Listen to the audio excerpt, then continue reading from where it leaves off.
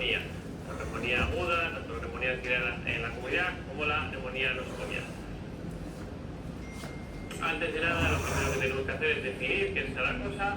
La neumonía adquirida en la comunidad sería aquella neumonía que contrae un niño por lo demás sano, sin enfermedades significativas previas, en su medio familiar o social habitual.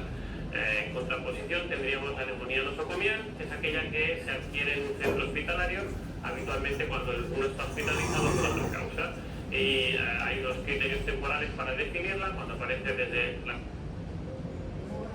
A ver, me equivoqué. Bien. Antes de Esa nada, lo es primero que tenemos que pregunta. hacer es... Nada más cállense, ¿sale? Cállense.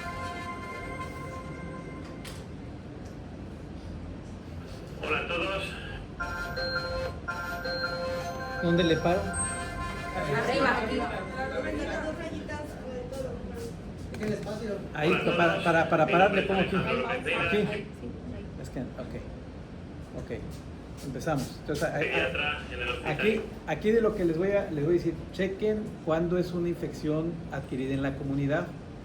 Tiene sus criterios y sus criterios los dan las fechas. ¿Vamos bien? ¿Qué fechas? Cuando entra al hospital, ¿verdad? Si lo interno, por ejemplo, por una apendicitis, ¿sale? Y al tercer día o el segundo día de la apendicitis empieza con neumonía, entonces esta es una neumonía adquirida en el hospital. Aunque esté en el hospital, no se considera como neumonía nosocomial. ¿Vamos bien? Y una neumonía, por ejemplo, que se egresa al niño por una operación de cadera, una displasia congénita de cadera. ¿Se acuerdan que la vimos? Las displasias. Bueno, lo meten al niño operado por displasia de cadera. Y al quinto día de su egreso, ya estando en su casa, ¿verdad? Empieza con neumonía. Esta es una neumonía nosocomial, no es adquirida en la comunidad, porque son 7 días después. Entonces, grábense ahorita estas fechas, que ahorita las vamos a ver, ¿sale? Ok. Universitario Niño Jesús, y hoy vamos a hablar del tema de la neumonía. La neumonía aguda, tanto la neumonía adquirida en la comunidad como la neumonía nosocomial. Antes de nada, lo primero que tenemos que hacer es definir qué es cada cosa. La neumonía adquirida en la comunidad sería aquella neumonía que contrae un niño por lo demás sano, sin enfermedades significativas previas, en su medio familiar o social habitual. En contraposición tendríamos la neumonía nosocomial, que es aquella que se adquiere en un centro hospitalario, habitualmente cuando uno está hospitalizado por otra causa. Y hay los criterios temporales para definirla, cuando aparece desde las 48 horas del ingreso hasta 7 días después de la alta. Hablaríamos de neumonía nosocomial. Acuérdense de eso, 48 horas y 7 días después. Neumonía asociada a la hospitalización, que es aquella que se produce. Pero también aquí, las neumonías nosocomiales pueden ser neumonías por hospitalización y neumonías por ventilación mecánica. Dentro de las nosocomiales tenemos por ventilación y por hospitalización. Por la propia hospitalización, o la neumonía asociada a ventilación mecánica en pacientes que están sometidos a ventilación mecánica invasiva. Lo primero de todo, la epidemiología de la neumonía. Hay que saber que en el mundo, en global, la neumonía es la primera causa de muerte en niños menores de 5 años. ¿Cuáles son los factores de riesgo para desarrollar neumonía? Pues los que veis ahí en la tabla. Importante es el bajo peso al nacer, importante es la ausencia de lactancia materna, y luego cualquier problema que debilite al paciente o que le exponga a infecciones, como puede ser la desnutrición, como puede ser la asistencia a guardería, la exposición al humo del tabaco, el hacinamiento o la exposición a contaminantes. La neumonía nosocomial se estima en general en global 3 por cada 1000 ingresos. El riesgo de neumonía asociada a ventilación un poquito más alto, 10-30 casos por cada 1000 días de ventilación mecánica. En niños esa incidencia es un poquito más baja, 8-11 por cada 1000 días de ventilación mecánica. Hay que saber que en pediatría es la segunda causa de infección nosocomial después de la infección asociada a catéter. La etiología de la neumonía. Acuérdense, la segunda infección nosocomial después de la asociada al catéter. Entonces no es la primera, es la segunda. ¿Estamos bien? Neumonía, como casi todas las infecciones respiratorias, también de vías altas, las bacterias más implicadas, como vamos a ver, es el Streptococcus pneumoniae. Es importante saber que no tenemos elementos para distinguir cuál es la etiología y lo que más nos va a guiar de cara a un tratamiento empírico va a ser la edad, como luego veremos. Los virus pueden ser causa de neumonía, sobre todo en niños pequeños, y pueden ser cualquiera de los virus implicados habitualmente en infecciones respiratorias, el VRS, los virus de la gripe, rinovirus, betanemovirus, etc. Como os dicho, el Streptococcus pneumoniae es la bacteria más frecuente implicada en la neumonía adquirida en la comunidad, a cualquier edad.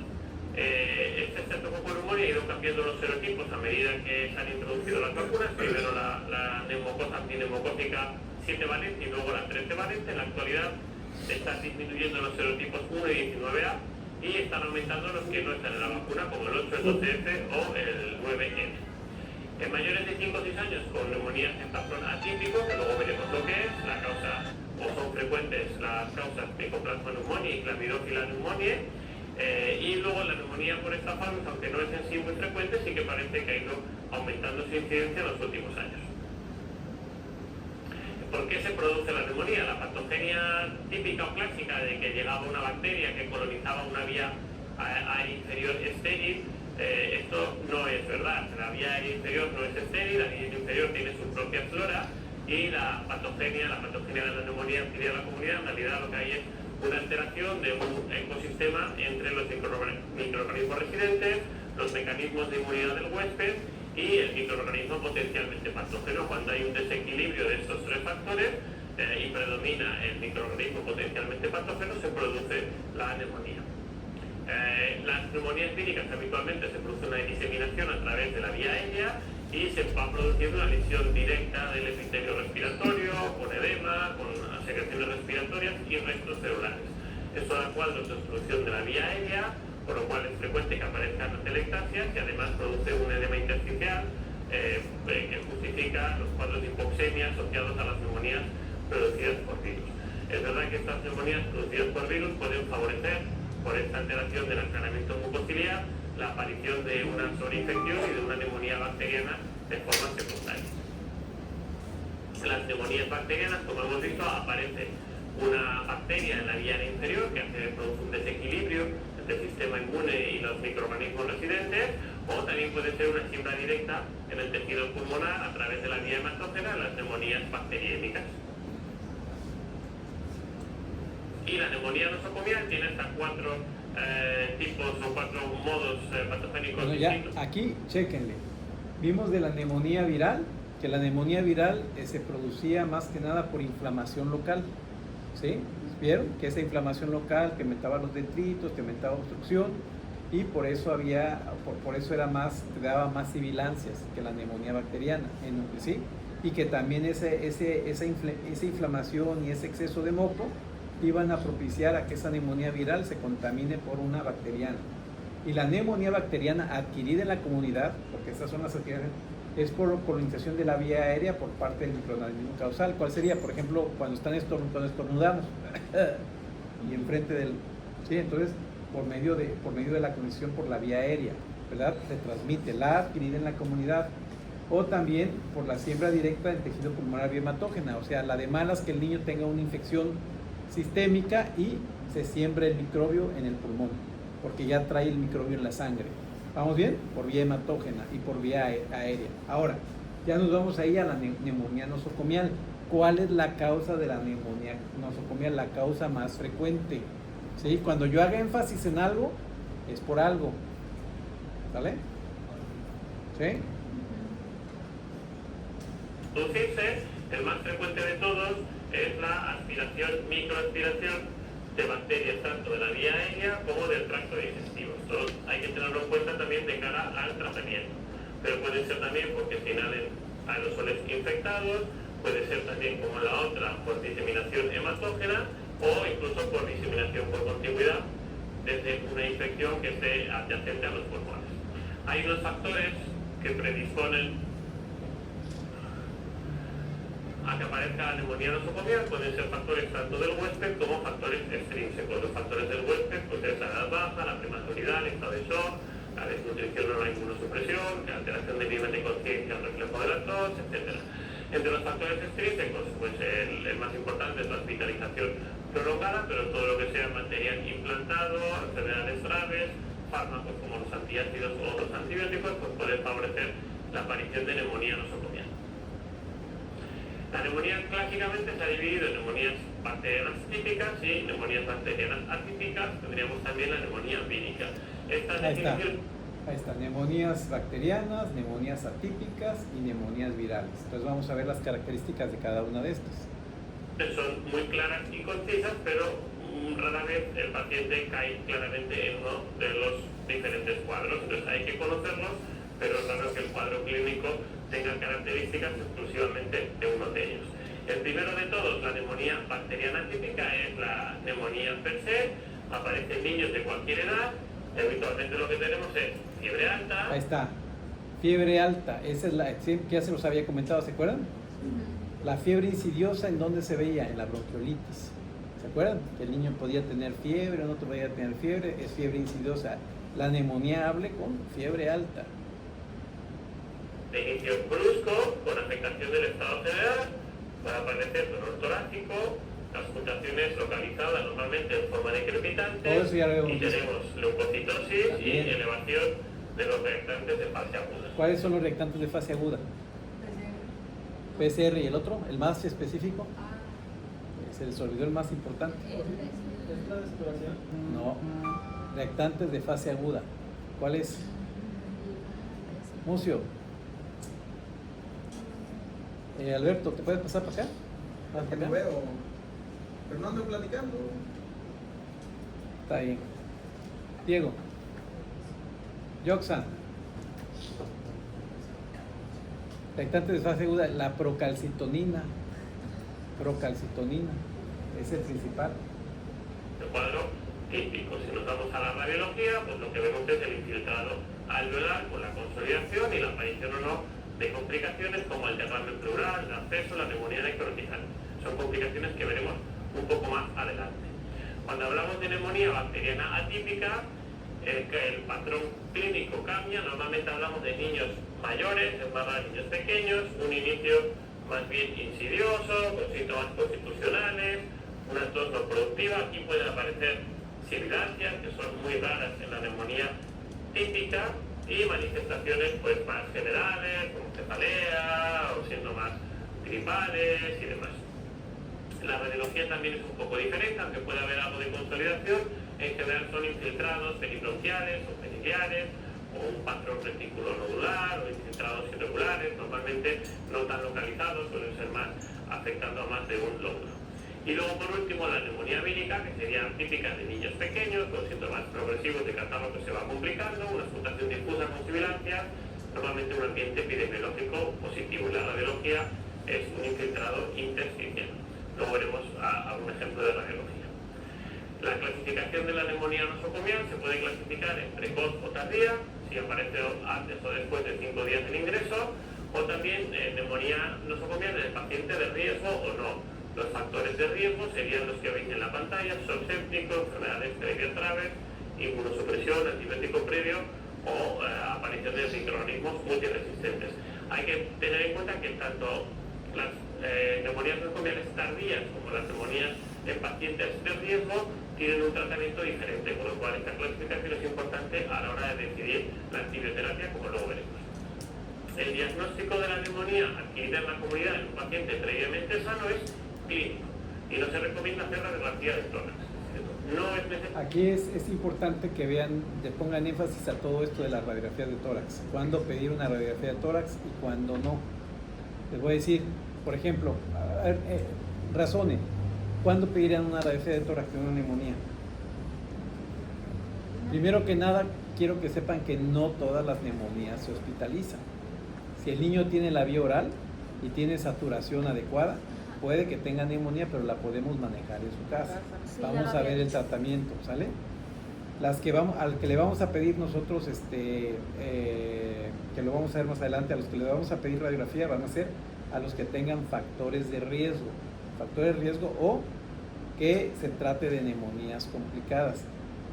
A los pacientes que tienen factores de riesgo y neumonías complicadas, ¿verdad? ¿Qué vamos a hacer con ellos? Los vamos a ingresar. Entonces, todo paciente que nosotros ingresemos al hospital va a requerir radiografía. ¿Vamos bien? Pero no quiere decir que a todas las neumonías las tienes que radiar, ¿me entiendes? ¿Sí me explico? Porque la mayoría de las neumonías se atienden en su casa. ¿Ya me entendieron? ¿Sí? Solamente se les va a hacer una radiografía a las neumonías que se vayan a ingresar al hospital. ¿Por qué se van a ingresar al hospital? Porque tienen factores de riesgo o complicaciones. Ok, vamos bien. Hacer una radiografía de tórax para confirmar una neumonía. Otra cosa es que habitualmente en nuestro medio se haga, pero no sería necesario un paciente previamente sano que viene con una clínica típica de neumonía, una situación típica de neumonía, se le puede tratar como neumonía sin hacer una radiografía. ¿Cuándo plantearemos hacer una radiografía? Bueno, pues si vamos a ingresar al paciente, si tenemos el diagnóstico no tan claro, si es un caso de neumonía recurrente, sobre todo si no tenemos una radiografía previa para objetivar realmente esa neumonía, si pensamos que hay una complicación o si queremos excluir otras causas de distrés respiratorio. Pero salvo esos casos, en un primer episodio de un paciente sano no está recomendado hacer una radiografía de tórax. Si la hacemos, pues podemos encontrar un patrón como el que veis aquí, más con infiltrados pues un poco difusos, aquí en ambas bases, los infiltrados aquí periliares, que sería más de una neumonía de características atípicas, ¿no? En otras ocasiones pues vemos un cuadro más de consolidación, en este caso aquí, que borra el borde cardíaco y por lo tanto estaría localizado en el lóbulo medio. Si aparecen complicaciones, pues veríamos que luego vemos alguna imagen pues, de derrames o demás. Otras pruebas de imagen que se pueden hacer es la ecografía. Esto cada vez es una alternativa que va ganando o que se está poniendo de moda porque tiene una alta sensibilidad y especificidad. Nos da datos de parénquima, podemos ver la compensación, ver zonas de necrosis y demás. El problema es que es operador dependiente, hasta que no haya gente formada es difícil que se pueda utilizar de manera sistemática para el diagnóstico de neumonía. Es incluso más sensible para neumonías pequeñas o que están localizadas retrocardíacas o pegadas al diafragma. Y luego es importante también a la hora de cuantificar el derrame pleural, sobre todo derrames pleurales mínimos, puede ser más sensible que la radiografía. Pero como digo, depende mucho del operador y por lo tanto no se ha generalizado de momento su uso. Y luego la tomografía computerizada, que fundamentalmente está para ver los detalles parénquima pulmonar cuando sospechamos complicaciones. Si no, no sería necesario hacer de manera habitual. También nos puede ayudar para si sospechamos que debajo de esa neumonía hay alguna malformación congénita o alguna otra complicación. Nos define muy bien las secciones necróticas, los abscesos, las fístulas troncopleurales, pero no es una prueba que se haga de rutina en las neumonías no complicadas. El análisis de sangre tampoco es necesario hacer en las neumonías que se van a tratar de manera ambulatoria. No existe ningún patrón analítico patologónico de que la neumonía es vírica o es bacteriana, pero sí tenemos cosas que nos orientan. Las neumonías víricas rara vez pasan de 20.000 leucocitos por microlitro. Es verdad que los adenovirus pueden producir leucocitosis, algunos otros virus producen leucocitosis, pero es raro que suban de 20.000. Sin embargo, las neumonías bacterianas, bueno, además las neumonías víricas, perdón, predominan los linfocitos. Sin embargo, las neumonías bacterianas es muy frecuente que existan leucocitosis, incluso leucocitosis importantes, y lo que va a predominar son los neutrófilos. Y luego, tanto la PCR como la PCT, como la ectasis espaciaguda, nos pueden ayudar a distinguir una etiología bacteriana de una etiología vírica, pero como digo, esto es orientativo, tampoco hay un valor patológico a partir del cual podamos estar seguros que la etiología de la neumonía es bacteriana o no. El diagnóstico microbiológico es muy importante, pero la realidad es que las tasas de detección son muy bajas, no llegan al 10% en pacientes hospitalizados. Por lo tanto, aunque hay que hacerlo, la rentabilidad es baja. ¿Cuándo lo vamos a hacer? Sobre todo hospitalizados, neumonías complicadas, neumonías que no van bien, pacientes inmunodeprimidos o en brotes epidémicos. Tenemos distintas pruebas que podemos utilizar, muy accesible, ya que hacemos análisis de sangre, sería el hemocultivo, lo hacemos en todos los pacientes hospitalizados, pero con una tasa de detección baja. El esputo, la rentabilidad es baja y además es muy difícil obtener muestras en niños por debajo de 5 años. El cultivo y el líquido y el grande líquido pleural En principio es de las pruebas probablemente la que es más frecuente, incluso podemos hacer pruebas moleculares de diagnóstico rápido. Tenemos para Streptococcus pneumoniae y para Streptococcus pyogenes. Podemos hacer también aspirados o exudados nasofaringios para estudio de virus o bordetelas, pero no vale para bacterias. Detectar antígenos en orina. En niños el antígeno de Streptococcus pneumoniae no tiene una buena sensibilidad y puede dar falsos positivos importantes y por lo tanto está discutido su uso. Quizá en adolescentes podría tener una sensibilidad similar a los adultos, y el antígeno de Legionella, brotes epidémicos, puede ser de interés. La serología, como sabéis, requiere una muestra a las 3 o 4 semanas, por lo cual no nos va a valer para hacer un diagnóstico en el momento, sí para hacer estudios epidemiológicos, y si sospechamos una tuberculosis podemos hacer un MANTUS o en su defecto hacerlo SIGRA para el diagnóstico de tuberculosis. La neumonía nosocomial, para diagnosticarla tenemos que tener un patrón neumónico compatible, una prueba de imagen, ya sea por radiología simple o por TAC, con fiebre y una alteración analítica, sea leucopenia o leucocitosis. Los reactantes por sí solos no son diagnósticos de neumonía nosocomial y no son adecuados ni útiles para definir el tratamiento. Cuando tenemos esa radiología y esa sospecha y no tenemos un criterio microbiológico, que esto es bastante frecuente, es necesario que al menos exista alguno de ellos, o un cambio en las características del esputo, o aparición de síntomas respiratorios, o que tengamos una auscultación sugestiva, para estar más seguros que estamos ante un caso de neumonía nosocomial. Pacientes que tengan una neumonía nosocomial grave, que tengan una neumonía de alto riesgo, con ventilación asociada a ventilación, o una neumonía nosocomial tardía, es muy recomendable coger una muestra para cultivo. Tenemos al paciente ingresado y podemos ser agresivos en la obtención de muestras, porque podemos aspirar el tubo endotraqueal, probablemente en casos graves está indicado incluso tomar muestras por lavado bronquial velar, se pueden usar los derrames y obtener muestras, y bueno, eso ya es un poco más raro, pero se podría incluso hacer una función directa del parénquima pulmonar en caso necesario, pero en casos que hemos hecho pacientes graves, sí que es muy recomendable obtener una muestra antes de iniciar el tratamiento antibiótico. ¿Y cuál es el tratamiento de la neumonía? Bueno, lo primero que hay que ver es dónde se trata el paciente. ¿Es necesario hospitalizarse o no? La mayoría de los pacientes no. Se puede tratar en su casa de manera ambulatoria con antibioterapia oral. Ahora veremos cuál. Bueno, ahí le dejamos. ¿Cuáles son los criterios de ingreso? En tratamiento, ¿sale? A ver, chéquenle, es en el minuto 15:53. 15:53. ¿Eh? Sí.